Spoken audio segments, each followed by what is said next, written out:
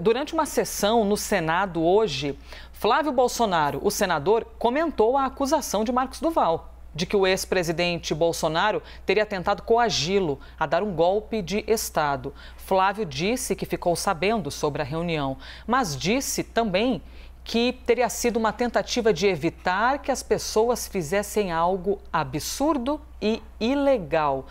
Vamos ouvi-lo.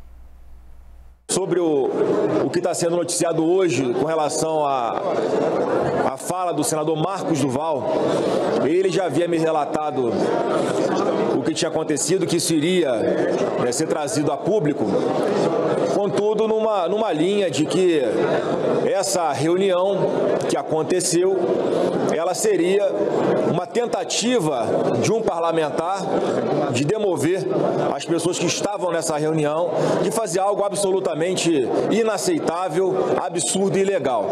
Então o que eu peço aqui, obviamente, é que todos os esclarecimentos sejam feitos, e eu não digo nem abertura de inquérito, porque a situação que foi narrada não configura nenhuma espécie de crime, mas que todos os esclarecimentos sejam feitos para que não fiquem narrativas em cima de narrativas no intuito de superar os fatos. O fato é que dia 31 de dezembro o presidente Bolsonaro deixou a presidência. Tá aí, então, Flávio Bolsonaro, filho do ex-presidente da República, também senador federal, falando agora há pouco sobre as palavras de Marcos Duval. Uribe e Basília Rodrigues. Basília, a gente vê então que o filho do presidente já saiu em defesa dele, dizendo, não aconteceu nada, tanto é que no dia 31 de dezembro de 2022, Jair Bolsonaro deixou de ser presidente. A gente já nem sabe direito mais qual é a acusação, uma vez que Marcos Duval veio se negar, né? Então, quem é acusador, quem está sendo acusado, no fim das contas, ele se envolveu num grande problema para ele mesmo, porque as pessoas não podem lançar dedo em riste, né? Lançar acusações assim na cara das outras de uma hora para outra, quanto mais imbuído do papel de senador da República. Então, alguém que foi o mais votado em determinado contexto político histórico pela população, pelo povo do seu estado.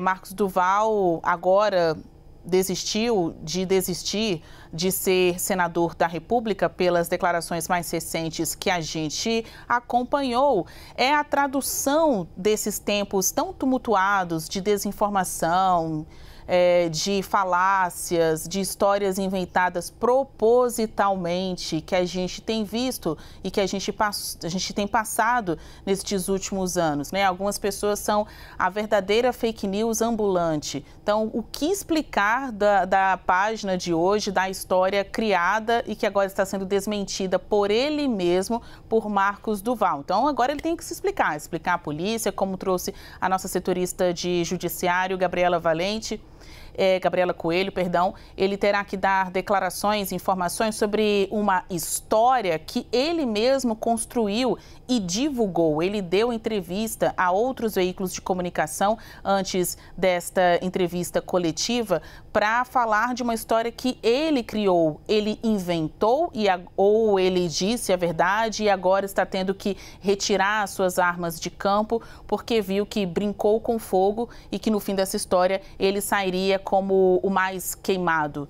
É algo a se acompanhar, né? Agora a gente saber qual é a linha mestra da verdade, porque em poucas horas Marcos Duval lançou uma série de histórias, uma série de versões sobre o que ele mesmo disse. Então, neste momento, me vem à cabeça um trecho de uma música, enfim, só tentando romantizar um pouco, que fala do avesso, do avesso, do avesso. Se você pegar um papel e tentar brincar com o avesso, do avesso, do avesso, então é como se você voltasse ao mesmo lugar. Então, não tem muita explicação para o que Marcos Duval disse, talvez esta seja a tradução do que ele significa politicamente, né? Um desencontro de informações. São estampa do Caetano Veloso, que é o avesso do avesso do avesso. Exatamente. Pronto. Às vezes eu fico lá em casa, o avesso do avesso. É porque a gente tem que tentar juntar as pecinhas e às vezes parece que as peças não fazem sentido. E a nossa missão é essa mesmo,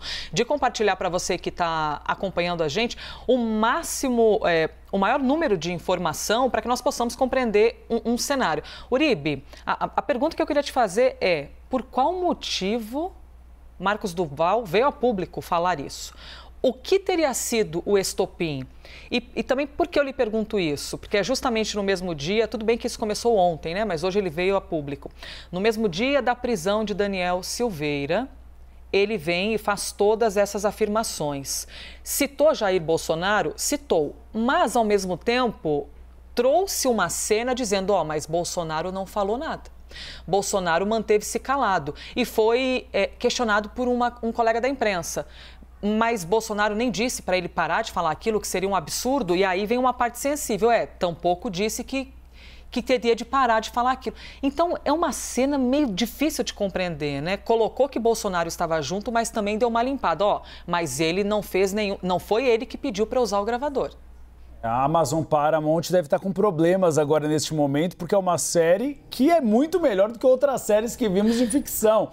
Porque é uma história sem pé nem cabeça, como disse a Basília Rodrigues. Inicialmente, ele criou a narrativa. Ele veio a público numa live dizer a seguinte frase, e eu leio aqui porque eu acabei de ouvir a live. Bolsonaro queria que eu desse um golpe de Estado junto com ele. Ele repetiu a mesma coisa para a revista Veja, que tem gravado essa conversa.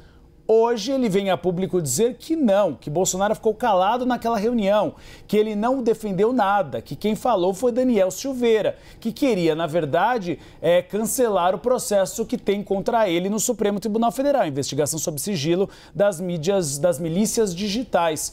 E aí ele diz que não vai renunciar também. O que aconteceu ontem, ele próprio explicou. Ontem ele disse, inicialmente ele anunciou, que iria votar em Rogério Marinho.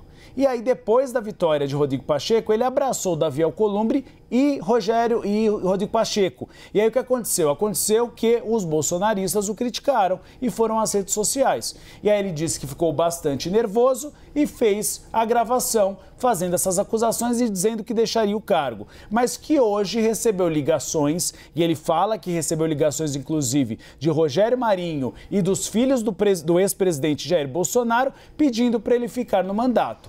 Agora restará a Polícia Federal investigar e saber exatamente o que aconteceu. Tem um outro trecho da fala dele que é muito estranha.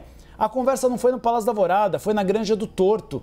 E aí o jornalista pergunta, mas o ex-ministro da Economia, Paulo Guedes, morava na Granja do Torto. E ele diz, não, eu não vi Paulo Guedes, não sabia que ele estava lá. Então, são peças que não encaixam. E ele disse, agora... inclusive, não conheço muito Brasília, né? Eu não sei se era Granja do Torto, se não era... São em lados completamente diferentes de Brasília, viu, Elisa? Não tem como se confundir. Não tem como se confundir. Eu posso confundir assim, será que eu comi carne, comi frango, esqueci? Eu sei que estamos vivendo dias extenuantes, muito trabalho, muita confusão, não é, Uribe? Mas tem coisas que não tem como a gente esquecer. Foi golpe ou não foi um pedido de golpe, né? Foi o Bolsonaro ou foi outra pessoa? Não tem como. Agora, estas perguntas vão ser feitas para ele por uma autoridade policial, como trouxe a nossa setorista de judiciário, agora sim, Gabriela Coelho. Enfim, essas explicações, e a gente vê que nessa breve fala estamos cheios de perguntas, né? E o próprio Marcos Duval tem várias respostas, inclusive contraditórias entre si. Agora é a polícia que vai investigar.